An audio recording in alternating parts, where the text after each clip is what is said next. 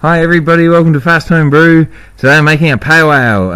Again, yep, number 2, brew in a bag, pale ale. And I've switched back to using cold water this time because, I don't know, something's not quite right with my brews recently. And it might have been the switch from starting with hot water to cold to hot. So I'm going back to cold to see if that helps things out. So anyway, it's going to take a while to heat up to strike temperature, so I'll get some gardening done because the garden's a mess. I'm not the world's best maintainer, so it means that I've got this massive job on my hands every time I go to do the gardening. So I'll just pull out some weeds here. Yeah, anyway, that'll do. Alright, here's all the grains. I'm using 85% ale as the base, 10% wheat, and 5% medium crystal. Same as the last one I made, except last time I used 10% Munich, and the last one was awesome, so of course I've changed it. Yeah, that makes sense. Anyway, trying it with wheat this time, because I think wheat's used in some pails. I know Coopers do. Checking the temperature there. I'm going to mash it at the close to 70 degrees. It's at 69. The last one seemed a little bit thin, so mashing it at a higher temperature will leave a bit more body after it's fermented there. So that goes in its thing, and that goes there for an hour. More handiwork time. Got climbing up onto the roof here, and I'm not the most steady heights person, so I'll just be very careful. 1 foot, 2 feet, and blower goes over. Safe. Alright.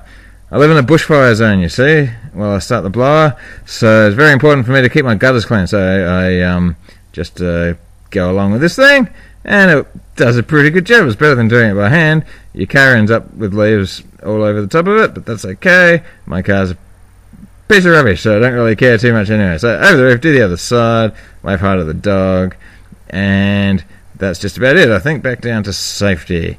And the mash is done, so unwrap the thing, and what are we doing? Checking temperature, time to get the grain bag out. So untie that, and up she goes. Whoop.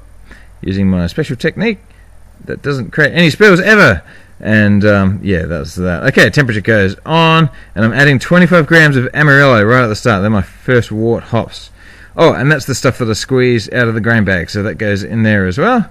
And now we're boiling, so I'm just adding an extra 10 grams of Magnum to up the bitterness. I'm aiming for about 30 IBUs on this one. So I start the timer for an hour now, and that goes away. So I got an hour, so now I'm at the line. We've had all this crazy weather lately, and it means the weeds have grown like absolute nobody's business. So, yeah, really I'm just flattening out the weeds here, but it all looks green by the time I'm finished, so I guess that's a plus. But yeah, my lawn's not in the best shape, to be perfectly honest with you. Oh well, I need to hire a gardener. Anyway, looks like we're done with the boil. So that was an hour, and temperature goes off.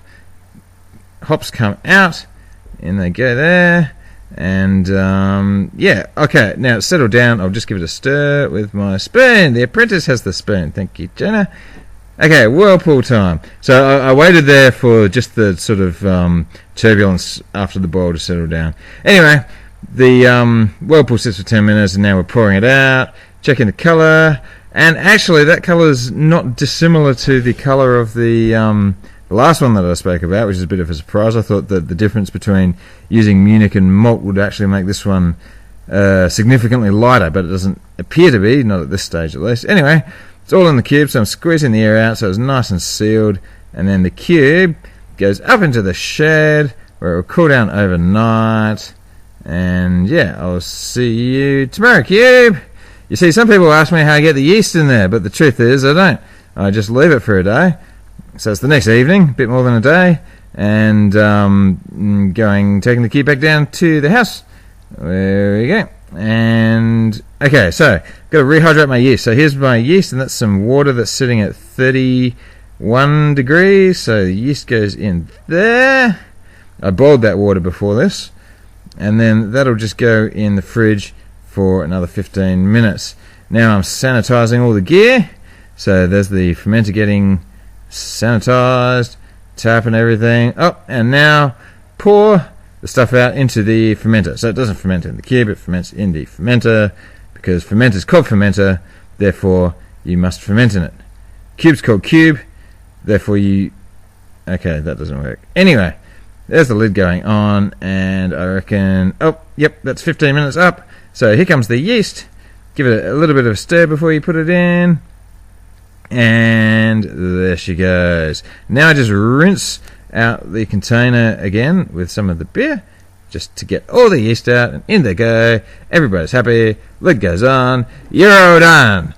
What a way to make a pale. Oh yeah, and dry hops. I'm not sure what I'm using, so there's all my hops. I think I've got some Nelson. I might try Nelson in this one. Have a good day. Bye.